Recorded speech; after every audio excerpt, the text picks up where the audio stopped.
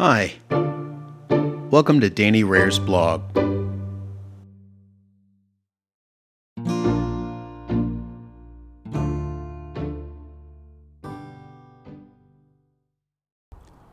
The Employee. According to Susan Heathfield of thebalancecareers.com, quote, an employee barters his or her skills, knowledge, experience, and contribution in exchange for compensation from an employer, end quote. There is knowledge to be gained by defining words. Isn't that fascinating? Take a moment to think about the notion. We utilize and consume words all the time. Verbal, written, audio, reading, video, etc. What do they really mean? What differentiates their meaning? In almost every one of my posts, I have anchored ideas upon definitions. This post is no different. Comprehending what is an employee makes sense of the workplace and improves one's career. People are the company, the deliverers of value. The employee is an integral part of an organization. In a 2021 interview with Franklin Covey, renowned organizational psychologist, academician, and author Adam Grant was quoted as saying, quote, great organizations become that way because they don't believe that people are the most important resource in their company. They believe that people are their company, end quote. Likewise, Nando Steenhuis of the Academy to Innovate HR offers, quote, here's what I say when anyone asks me for business advice. People are the single most important business success factor, end quote. Many more quotes would prove the point. How interesting a twist on the tried and true declaration. Employees are our most valuable resource. Just how many companies and managers say that? As I implied from the outset, words matter. The company, the collective, and its division. So if you, the employee, are the company, then what you do is directly representative of the organization. What you know is, too. Quote, the collective learning in the organization, especially how to coordinate diverse production skills and integrate multiple streams of technologies, end quote, is what noted academicians and authors C.K. Prahalad and Gary Hamel called the organization's core competencies. It is also, they wrote, about the organization of work and the delivery of value, end quote. With our definition of employee in mind, every one of them apportions skills, knowledge, experience, and contribution toward that collective learning. The same goes for company leaders and managers. That's the collective. Only there are remainders to the division of the collective. Do you remember division in elementary school math class? It's what's left over after dividing is completed. For example, 9 divided by 7 equals 1 with a remainder of 2. 7 goes into 9 once with 2 remaining. Let's pause from division for the moment to switch to addition. No, there will not be a math quiz at the end of this. If core competencies are the collective learning of the organization, then the division of the collective is its breakdown back into working parts. Importantly, the breakdown of core competencies adds up to more than 100%. How is this possible, those elementary mathematics experts might ask? There are 2 reasons. First, expertise is but one facet of the employee's contribution to the organization. All employees offer more than their job description entails. That means latent competencies, promise, and potential. Second, the sum of the collective learning of the organization has a degree of freedom, that being synergy or the conceivable lack of it. This comes from the concept that, quote, a system is more than the sum of its parts. That from Donella H. Meadows. In other words, it's more than 100%. Focusing on more than the sum of its parts, the University of Texas at Austin gives us a little help. Quote, in a calculation, degrees of freedom is the number of values which are free to vary, end quote. When that level of synergy is rendered like fat from a marbled steak, the remainder, or surplus, gets exposed. And, as with that once marbled steak, the remainder adds a lot of character to the source. Think about when employees go to their workstations, desks, or assignments. On paper, employees do their job, the organization collectively performs, and value results. Dynamics, in other words, synergy or the conceivable lack of it, occur throughout. This is when job descriptions give way to reality. Examples may include office politics, collaboration, employee chemistry, surprises, uncontrollable events, individual conflicts, unforeseen opportunities, market shifts, and more. I'll define here the remainder to the division of the collective. It is a naturally occurring leftover of organization design that affects process development and adjustments to execution. The unrefined perspective or supposition that exists on account of autonomy, decision-making, and in the cracks of the organization's core competencies. And finally, each employee's trivial and past experiential knowledge resulting in tethered assumptions of scenarios, of empirical observations, etc., and the individual's personal ambition. Remainder to the division of the collective plays a role in hierarchical perspective, and it allows for cause to distinguish between employees' status as resources and people's standing as the company itself. Let's learn how remainder to the division of the collective plays a direct role in how definitions give way to perspective. Resources, a perspective. In my last post, Systems versus Teams, I wrote, "Why does it matter if you as an employee work as part of a system or a team? In which entity you find yourself a part is the critical factor for how you perform, and where you land gives you the topography of perspective." The topography of perspective was to be taken as imagery for the following: vertical and horizontal hierarchy, clearings and obstacles of cross-functional knowledge and information flow, and organizational heights from which one can comprehend how the organization functions holistically. Think about it. One's position in an organization largely determines access to information providers and stocks of what information they have to share. That's because an organization's design, in part, defines or is engineered to control information according to strategic need. It is therefore motive for an organization's leadership, from its topography of perspective, to perceive employees at least in part as resources. Why? I'll give 3 reasons. 3 reasons to view employees as resources. First, organizations are complex. Donella H. Meadows gives us, quote, "Everything we think we know about the world is a model. Our models do have a strong congruence with the world. Our models fall far short of representing the real world fully," end quote. In other words, we have to make sense of complexity. Somehow. Leadership and management must somehow consume entire organizations' activities to gauge its real-time health, direction, and so on. The larger the organization, the wider the perspective one must take. So many individuals' activities become the organization's lone activity. Aggregating the behavior and outcomes of resources, then, is fair game when modeling the organization for review. Second, employees facilitate operations. The University of Arkansas, Grantham, defines a resource as, quote, "In the context of business and economics, a resource is any factor that's necessary to accomplish a goal or carry out an activity. In short, they are the components that a business needs in order to do business," end quote. The organization itself is a system. From my post, Systems versus Teams, quote, "Being a part of or utilizing a system has to do with strategic facilitation, representing organization design, solving problems, and the problems to be solved. In this way of seeing employees as resources, I like the word facilitation.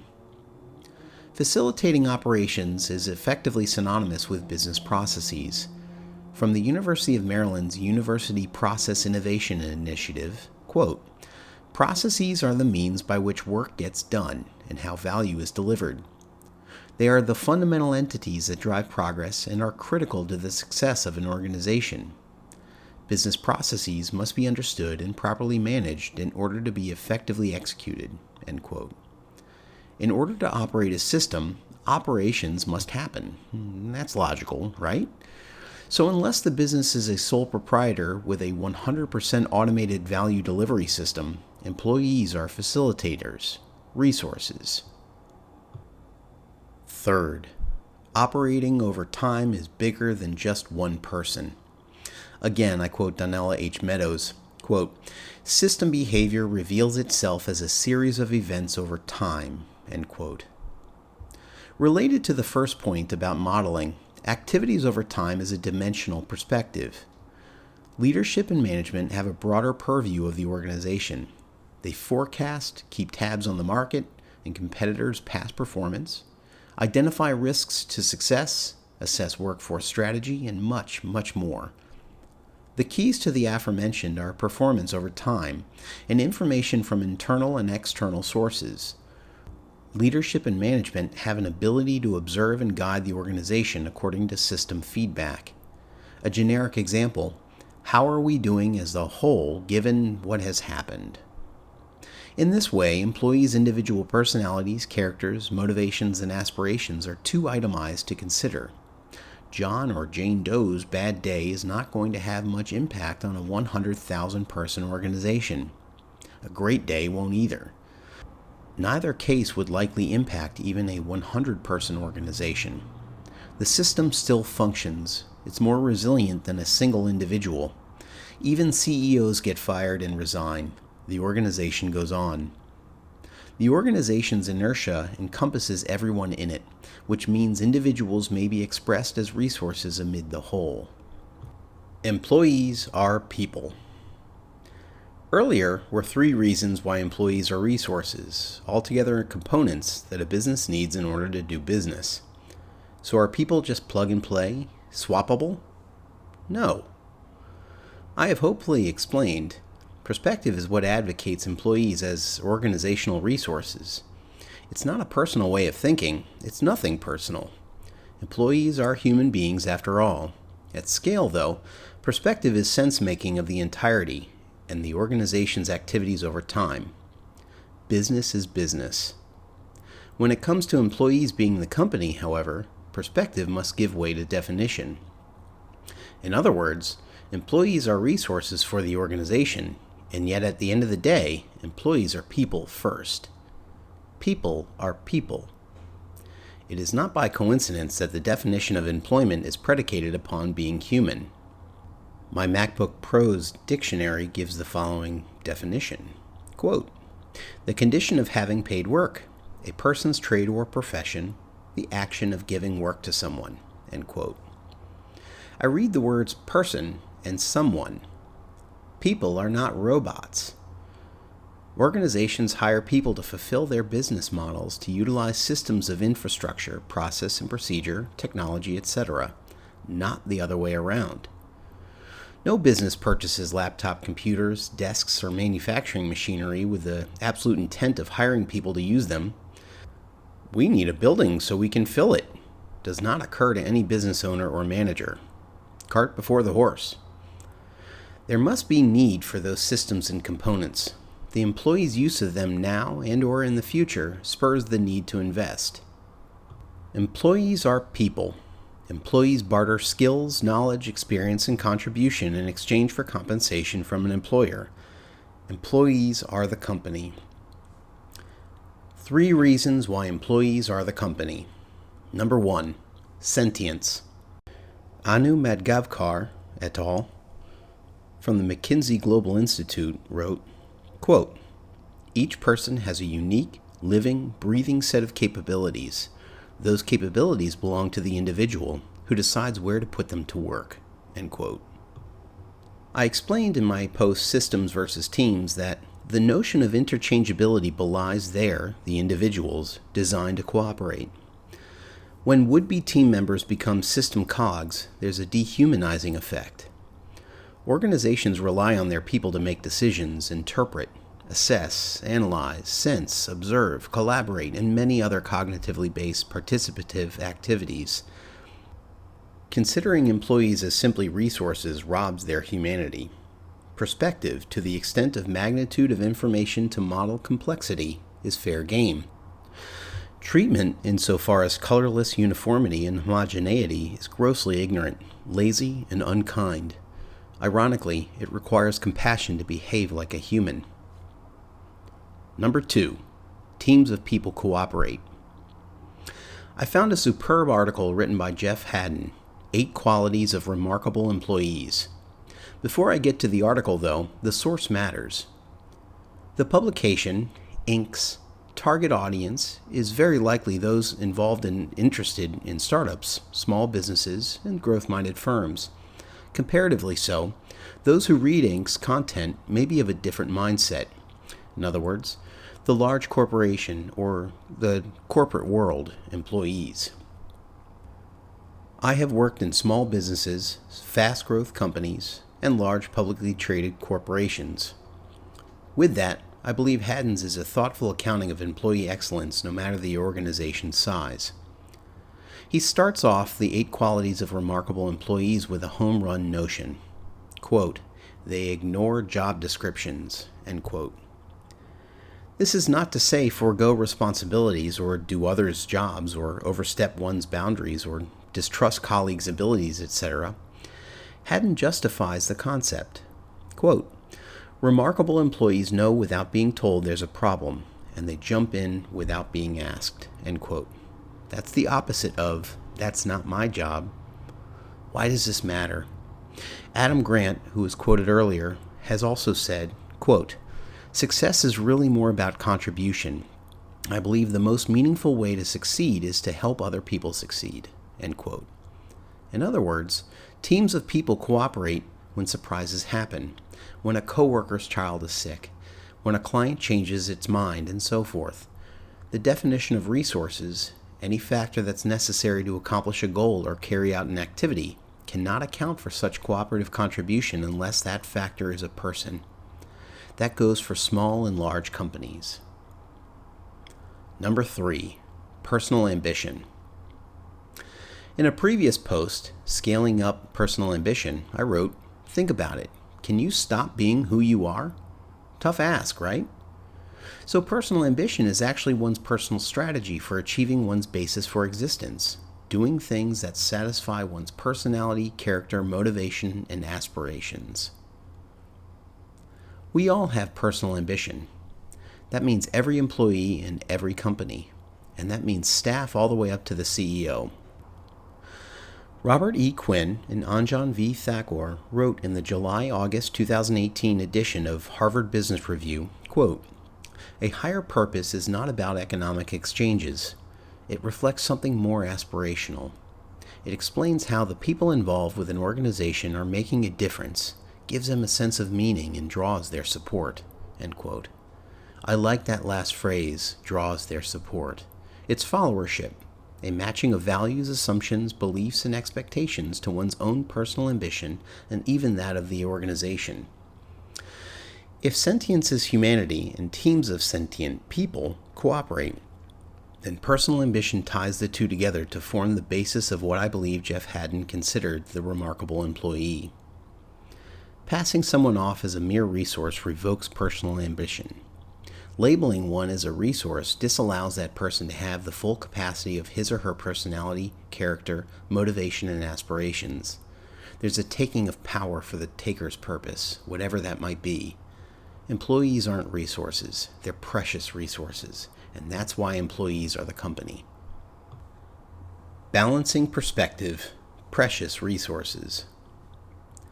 Whenever I travel anywhere, my grandmother has always told me beforehand, tell the pilot to drive carefully with precious cargo. I am, to her, precious cargo. That's perspective and definition. Determining how precious are the resources in an organization comes down to both perspective and definition too. Paul B. Lester et al. Conducted research that included nearly 1 million U.S. Army soldiers over a span of 5 years. They concluded, quote, clearly, our military study shows that organizations should want happy employees because they perform significantly better than those who are unhappy. But it turns out that organizations also need happy employees because happiness is in fact contagious, end quote. Ultimately, organization leaders, managers, and staffers alike must decide whether to work for a great organization or not. The degree to which employees operate or cooperate, respectively, in systems or teams, and whether or how employees perceive others and themselves as either resources or other human beings. Given our precious resources, these three tensions speak to the importance of the decision's outcomes. Just as important, though, is the honesty through which the decisions are made. For example, I cannot think of anyone who would want to lead, manage, or work for a lousy organization. That's unthinkable. Beyond belief, then, we've seen monstrosities in business ethics, for example Enron, and greed, for example mortgage lenders, that have gone so far as to bring the global economy to its knees. The decision about precious resources comes down to real-time decision-making with authenticity, genuineness, vision, consideration, humility, and more, on a moment-to-moment basis. No, this is not an ideal. It's possible. For example, in 2019, the Business Roundtable adopted a new statement on the purpose of a corporation, declaring that companies should deliver long-term value to all their stakeholders: customers, employees, suppliers, the communities in which they operate, and shareholders. Almost 200 preeminent CEOs publicly signed on to show their support. Such commitment is indicative of two effects that I've described. One, the degree of freedom of core competencies, and two, the positive or negative effect I called the remainder to the division of the collective. Every organization has internal tensions born of ongoing decisions to conduct itself in a certain manner. Without need to argue the obvious, there is no right way for all organizations to be. Ongoing decisions can be whittled down to three tensions, those that together represent the cracks of the organization's core competencies. In other words, the ebb and flow of conducting business through employees' skills, knowledge, experience, and contribution. The three tensions. The barter of the employee is not a swap. It's a series of tensions to be constantly balanced by and for leaders, management, and staffers alike. Self-leadership is everyone's responsibility. 1. Is the organization motivated, and does it aspire to be great or not? 2. What defines the personality of the organization? Cogs in systems or participative people? 3. To what degree is the organization's working character defined? An operation, valued resource, or cooperation, agency? There is much more that could be said and written about these three tensions. It would be more productive to move the idea forward if I were to leave inspired reactions and ideas to you, my reader and listener. How do you feel about being the employee, no matter your organizational rank and given those tensions? Resource or people? How perspective can form. The extreme case of a not great organization warrants some advice. Far be it for me to offer that advice when there is someone with research and more experience to provide that guidance. Bob Sutton has written several books, conducted research, and taught hundreds of graduate and doctoral level business students at the Stanford Graduate School of Business. At the end of a 2014 talk, he had this to say. So if you are in an organization that really sucks and you're a low-level person, to me, you got three choices. 1, you get out as fast as you can because you're going to start becoming like those jerks and incompetent people you work with. It's very contagious. The second thing you can do is to form a posse of people. Don't just fight the man or the woman yourself, because there is a lot of evidence that when you try to be an individual deviant, they just label you. So form a group of people, and that's sort of political action. And then the third thing, and this is, I think, a temporary solution, suck it up, to use that term, and just get through it and learn the fine art of emotional detachment. Sometimes life is like a bad airplane ride. We've all had the bad airplane ride, like you get bumped. I had this about 3 weeks ago. I'm in the last row, middle seat by the bathrooms, in the giant plane, and I'm a big guy, but the two guys on either side of me are at least 50 pounds each heavier than me. So I shut my eyes, ordered a double bourbon, and imagined I was somewhere else and tried not to give a shit. Sometimes your job is like that, and it's not a good permanent solution because I would still be drunk and on that airplane, right? But sometimes it's just sort of like the fine art of knowing when not to give a shit is a really good technique. But get out as fast as you can is my quick advice. End quote. I must admit, I laughed as I heard Sutton's story about the plane ride. However, what if the plane ride doesn't end? For humor, Sutton said he would still be drunk and on that airplane. In reality, our job doesn't end because of fear, bills, pride and dedication, other responsibilities, and more. A perspective forms. The imperative of the employee.